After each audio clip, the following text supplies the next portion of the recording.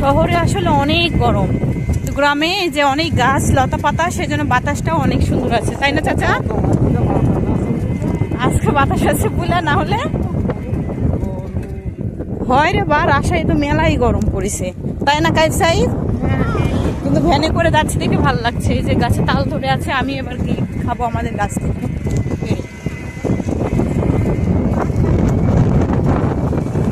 ভ্যানের রাস্তায় যাচ্ছি, মজাটা অনেক বেশি। আসলে গরম যখন পড়ে তখন সব জায়গাতেই পড়ে, বাংলাদেশ বলেন আর বিদেশ বলেন আর হচ্ছে গ্রাম শহর বলেন, তাই না চাচা?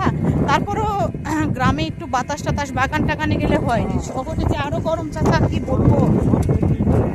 বিল্ডিং বিল্ডিং আর সবুজ, মানে চোখটাই যেন সুস্থ হয়ে গেল।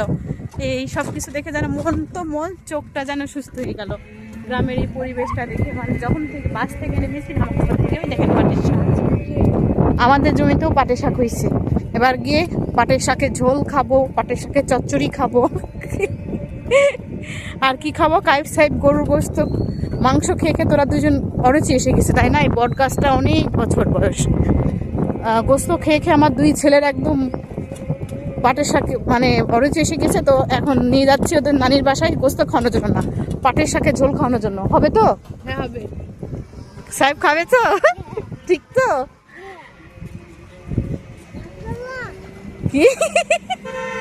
হ্যাঁ রাগ করেছি, তোমাকে পাটের শাকের ঝোল খেতে বললাম, সেজন্য কি তুমি রাগ করলা?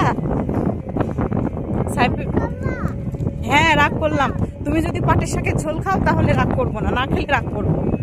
দুষ্টুমি খালি দুষ্টু দুষ্টু কথা। সবুজের মাঝে এসে মনটাও যেমন সুস্থ হয়ে যায়, চোখটাও।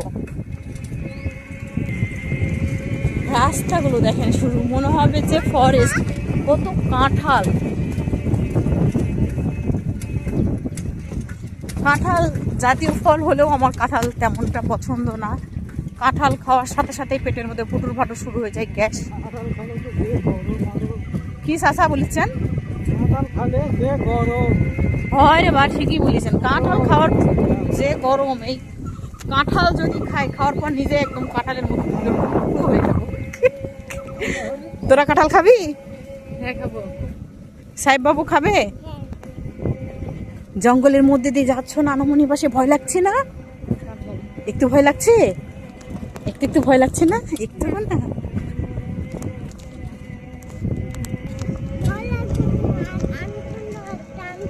ওরে পাখনা পোড়া বলে যে ভয় লাগবে কেন, আনন্দ লাগছে, আনন্দ সত্যি।